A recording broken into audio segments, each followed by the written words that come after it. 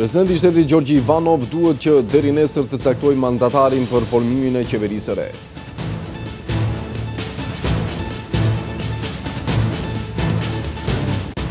VMRO, DPMN dhe LSDM nuk komentojnë platformën e përbashkët të partive shqiptare.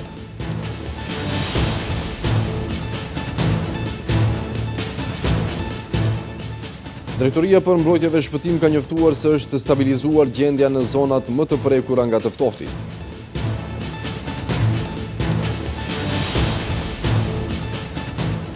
Nga i ftohti ekstrem në vendet të ndryshme të Europës ka pasur së paku 20 viktima.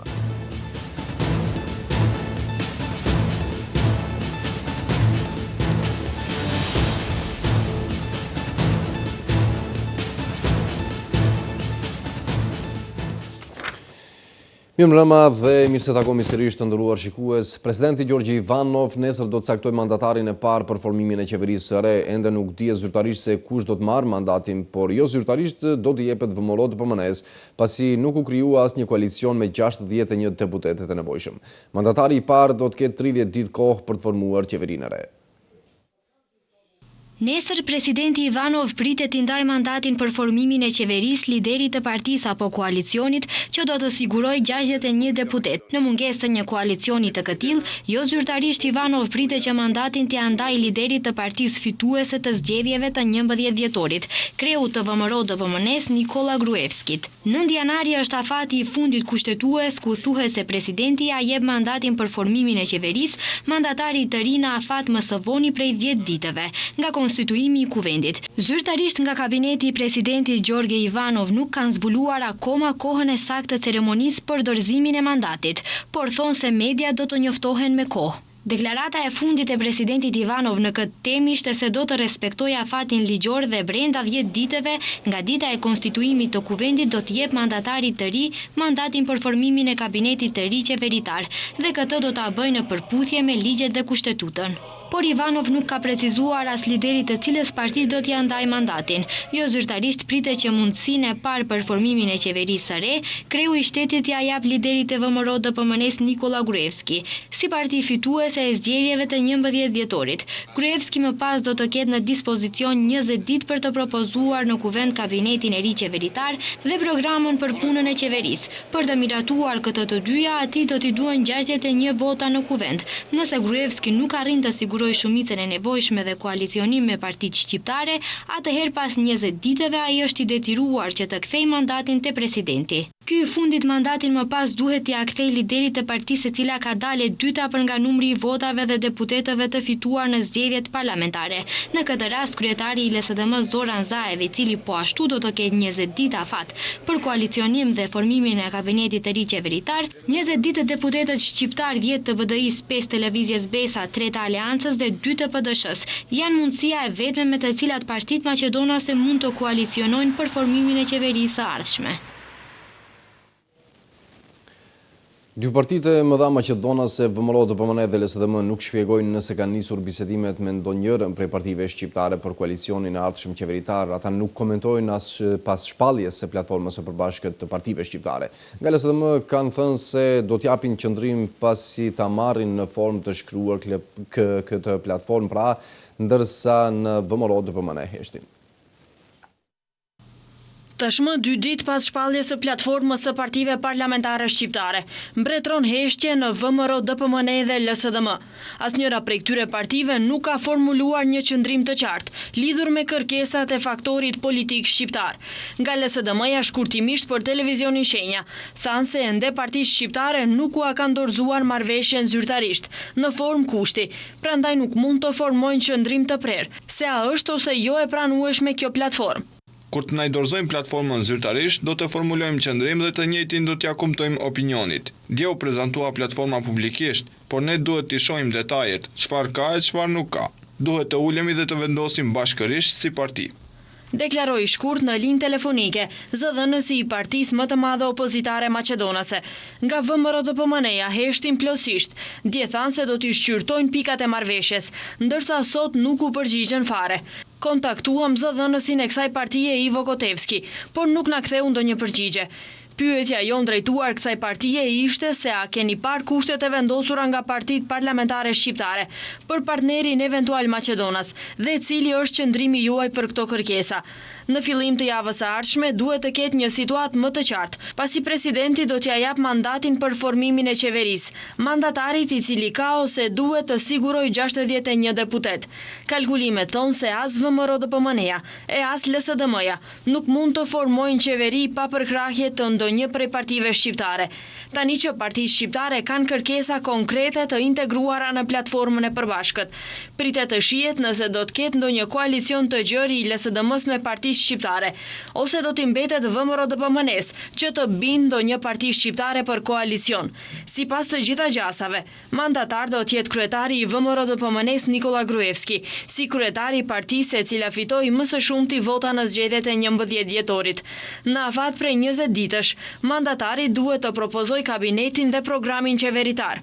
Nëse ai dështon në mbledhjen e 61 deputetëve, e kthen mandatin. Mandatar do të bëhet kryetari i partisë së dytë që ka më shumë vota në zgjedhje, që është kryetari i LSDM Zoran Zaev. Atij do t'i jepen edhe 20 ditë shtesë për grumbullimin e 61 deputetëve. Shefi i diplomacisë greke Nikos Kocias është takuar me ndërmjetësim për kontestin me emrin e Maqedonisë Medionimis në New York. Takimi është zhvilluar para 2 ditësh, por nuk ka pasur asnjë njoftim zyrtar për epilogun e bisedës. Nga ky takim nuk ka dalë as edhe një fjalë lidhur me kontestin maqedono-grek për emrin e Maqedonisë. Gazeta greke Katimerini kohë më parë shkruante se Nimitz është i gatshëm të riaktivizojë bisedimet për çështjen e emrit, por vetëm pasi të ishte formuar një qeveri e re stabile në Maqedoni. Edhe pala greke shpreson në një qeveri të re stabile, do të ishte një negociues i fortë në bisedime. Kocias dhe Nimitz gjatë vitit kaluar u takuan 2 herë, një herë në prill në Luksemburg dhe një herë në New York, gjatë kuvendit të përgjithshëm të Kombeve të Bashkuara. Por takimet nuk kishin dhënë ndonjë rezultat konkret.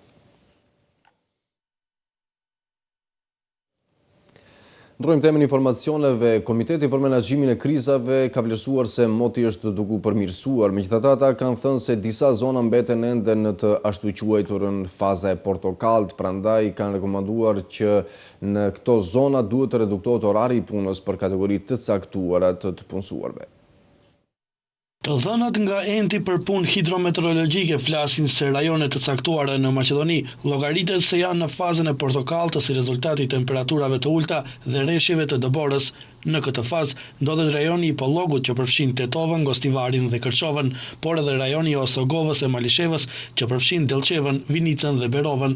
Megjithatë, në konferencën për media të përfaqësuesve nga Komiteti për Menaxhimin me Krizat u tha se situata po përmirësohet, por zëdhënësi i qeverisë Aleksandar Gjoçev tha se rreziqet përsëri ekzistojnë. Состојбата во моментот се оценува за стабилна. Situata është normale, ekzistojnë rreziqe të cilat janë më të vogla nga ata që ishin aktuale paraprakisht, por sërish ekzistojnë. Mbesim të përkushtuar me vëmendje të plot në të gjitha aspektet në këtë temë, mbesim të gatshëm për tejkalimin e sfidave të cilat mund të shfaqen. Jovanka Kostovska nga Instituti për Shëndetësi Publike deklaroi se duke pasur parasysh që faza e portokalltë në rajonin e Pollogut dhe Osogovës e Malishevës do të vazhdojë edhe gjatë ditës së nesërme, ndërsa moti i ftohtë dhe temperaturat e ulta deri të martën rekomandojnë reduktimin e orarit të punës për kategoritë të caktuara të punësuarve. Ministерството за здравство и Комисията за превенция. Ministria e Shëndetësisë dhe Komisionit për parandalimin nga valet e të ftohtit rekomandon që duke filluar prej sot deri të martën të lirohen nga puna gratë shtatzënë dhe personat me sëmundje kronike të moshës mbi 60 vjeçare, me qëllim të mbrojtjes së shëndetit të tyre. Rekomandimet janë për gjithë territorin, por me theks të veçantë për këto 2 rajone, rajonin e Osogovës e Malishevës dhe rajonin e Pollogut. Po ashtu dëshirojmë të apelojmë se punëtorët që punojnë jashtë të kujdesen në këtë periudhë, që obligimet e punës të kryejnë nga ora 10 deri në orën 16, me nga gjysmore pauzë në ambient të ngrohtë dhe pije të ngrohta. Ndërsa nga Qendra për Menaxhimin e Krizave, Nadica Vockova deklaroi se ende po punohet në pastrimin e rrugëve në vendbanime të cilat kryesisht janë malore. Се уште остануваат непродни некои од Mbesin të pakalueshme ende disa nga vendet që ndodhen në lartësi më të madhe detare. Bëhet fjalë për vendbanimet malore dhe në pjesën më të madhe Strug, Veles, Shtip, Kumanov dhe komunën Çuçer të Sandevës. Në periudhën e atjeshme do të veprohet me intensitet më të madh në pastrimin e këtyre vendbanimeve me lartësi më të madhe mbidetare. Nga EVN Maqedoni deklaruan se nuk kanë defekte të mëdha dhe sistemi i distribuimit është stabil. Atanas Kovacevski nga EVN deklaroi se ndërprerje të energjisë ka pasur më tepër në viset malore. Ai shtoi se si rezultat i uljes drastike të temperaturave është rritur edhe intensiteti i harxhimit të energjisë elektrike dhe atë me 16% më tepër krahasuar me periudhën e njëjtë të vitit të kaluar. Zyrtarët të Drejtorisë për Mbrojtje dhe Shpëtim kanë deklaruar se është duke u stabilizuar gjendja në rajonet më të prekura nga të ftohtit të rreshet e Borës. Megjithatë, ata thonë se janë duke u angazhuar në terren për të tejkaluar vështirësitë. Gjatë ditës së djeshme, Drejtoria për Mbrojtje dhe Shpëtim ka intervenuar për evakuimin e banorëve, të cilët nuk kanë marrë parasysh rekomandimet për të mos qarkulluar në rajonet më të rrezikuara. Po stabilizohet gjendja në rajonet më të rrezikuara të vendit nga moti i ftohtë dhe dëbora, megjithatë institucionet kompetente ende janë në terren dhe hastin vështirësi të ndryshme.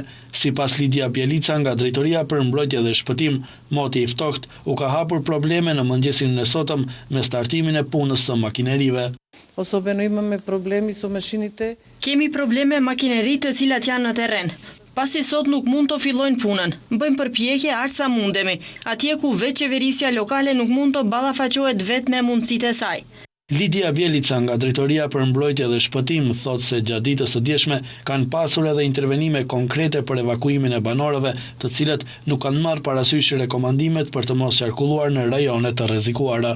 Имавме граѓани кои од Скопје биле во викенд. Kishim qytetarë të cilët nga Shkupi kishin qenë në pushime në rajonin e Kriva Pallankës, që është shumë lart në mal dhe me fëmijët që kishte nevojë për inhalim. Por me ndihmë të drejtorisë u dërguan në Kriva Pallankë. Po ashtu mbrëm kishim thirrje rreth orës 22, se në rrugën Kumanov Sveti Nikole kishte më shumë automjete ku kishte qytetarë që udhtonin me fëmijë.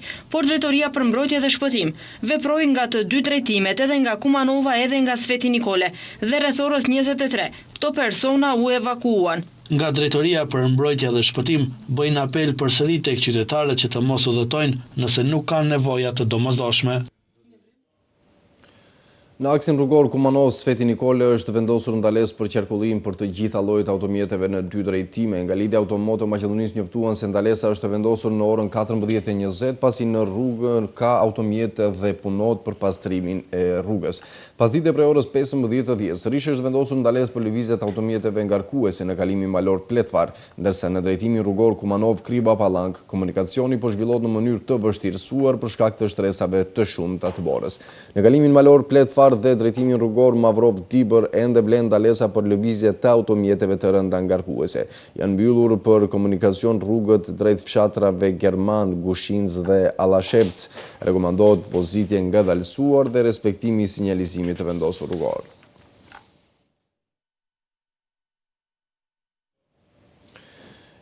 Qytetarët në lagjen Sahat Kull ankohen se higjiena komunale nuk shkojnë rregullisht për të marrë mbeturinat nga lagja e tyre. Ata thonë se për shkak të vonesave mbeturinat grumbullohen duke shkaktuar erë të keqe dhe duke rrezikuar shkaktimin e epidemive.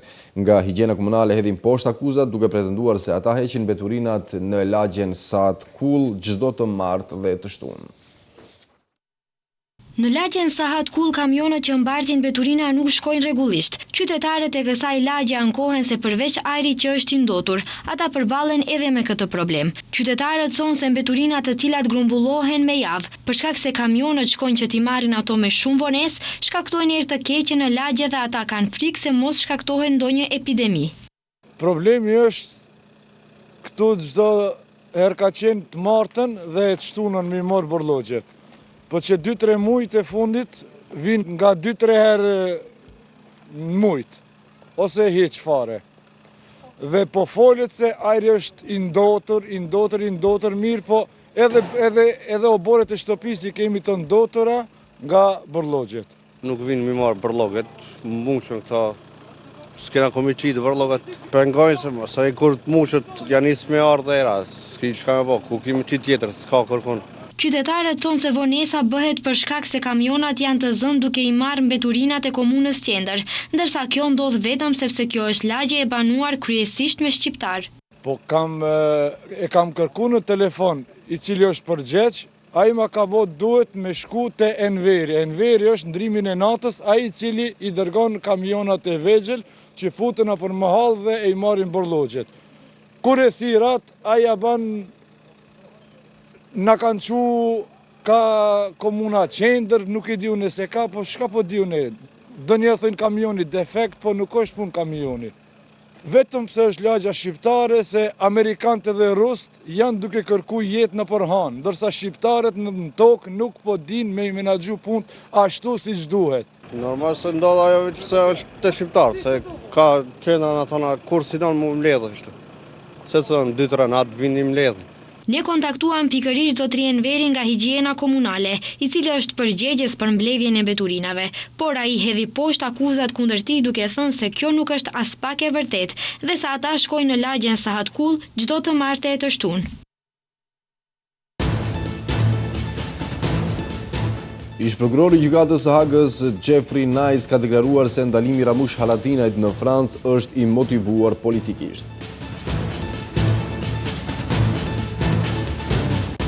Ambasada izraelite në Londër ka kërkuar falje për komentet kërcënuese të një zyrtari të lartë të saj.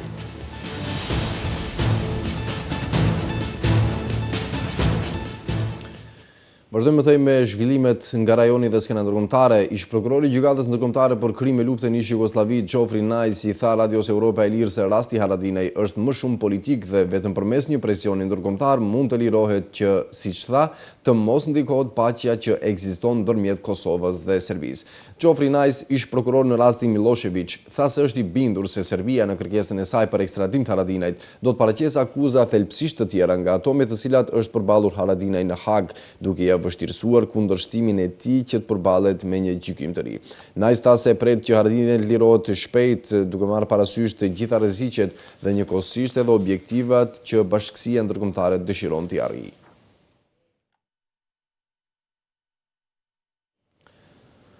Shqipëria vazhdon të jetë e kapluar nga ngricat dhe temperaturat ekstremisht ulta ngjashëm si Maqedonia. Në pjesët rurale ende shumica rrugëve janë të pakalueshme dhe të rrëshqitshme, ndërsa në rrugët kombëtare situata është përmirësuar. Si pasojë të ftohtit, një person i pastre 38 vjeçar nga Durrësi ka ndruar jetë. Sipas sinoptikëve shqiptar, moti i ftohtë do të vazhdojë edhe për disa ditë.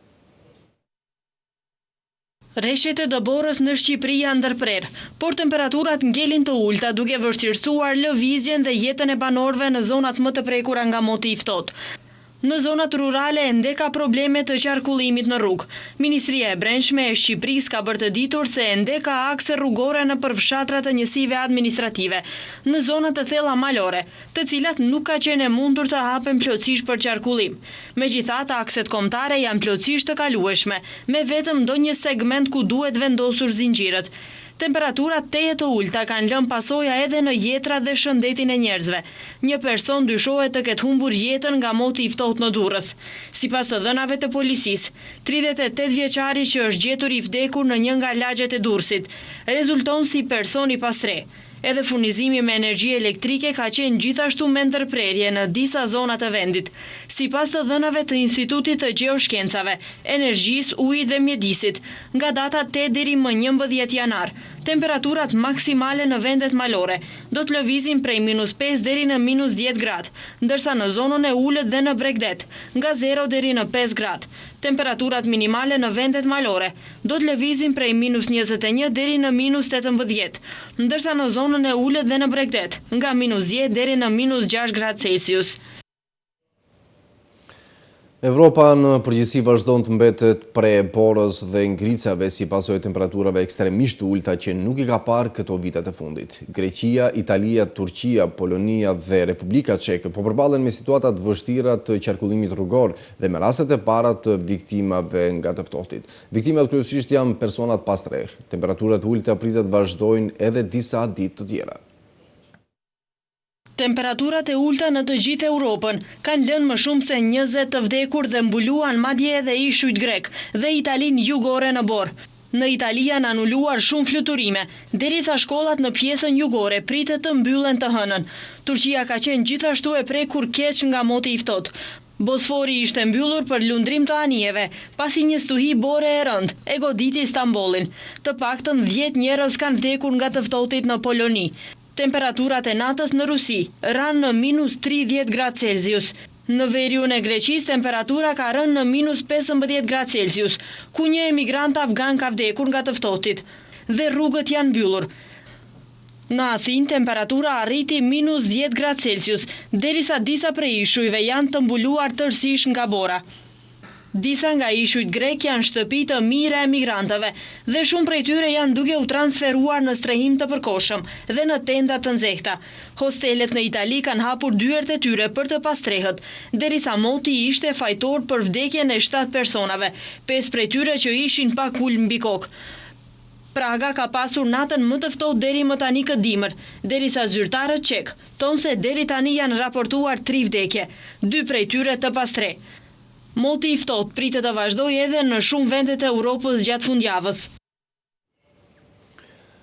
Stuhia e borës dhe moti i ftohtë në shtetet federale në verilindjet shëbave në mënyrë negative kanë ndikuar në jetën normale, ndërsa janë anuluar edhe mbi 3000 fluturime. Nga stuhia e borës janë goditur Carolina, Veriut, Georgia, Virginia dhe Massachusetts, ndërsa pritet edhe New Yorku.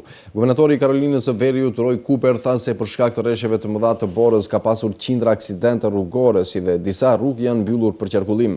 Për shkak të rresheve të mëdha të borës dhe kushteve të vështira, shumë drejtues automjetësh kanë vendosur të presin kushte më të mira për udhëtim. Në mbar Shëbat, për shkak të kushteve të papërshtatshme të motit, janë anuluar më shumë se 3000 fluturime, ndërsa janë regjistruar edhe shumë vonesa. Enti Meteorologjik Nacional i Shëbave paralajmëroi banorët se të dielën do të ketë përforcim të stuhisë së borës dhe ndikimit të motit të ftohtë.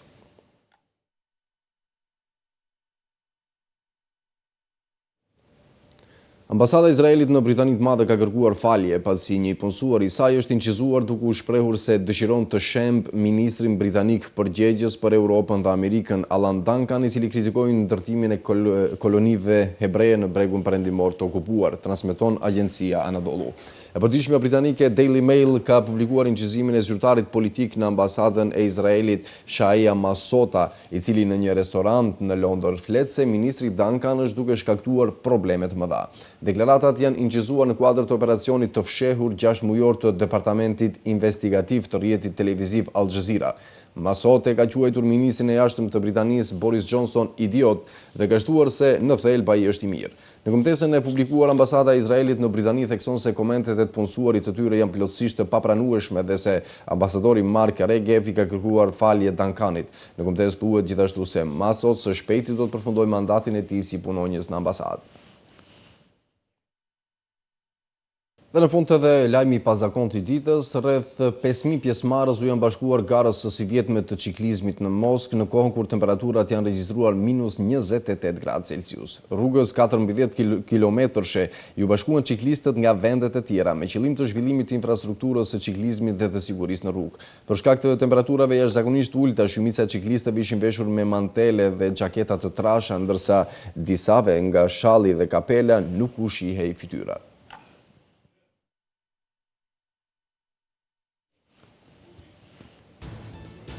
Atëherë, me këtë lajme dhe do të përmbyllim këtë edicion qendror të lajmeve të nderuar shikues, ndërsa për më shumë informacione klikoni në faqen tonë të internetit shenja.tv. Nga unë natën e mirë.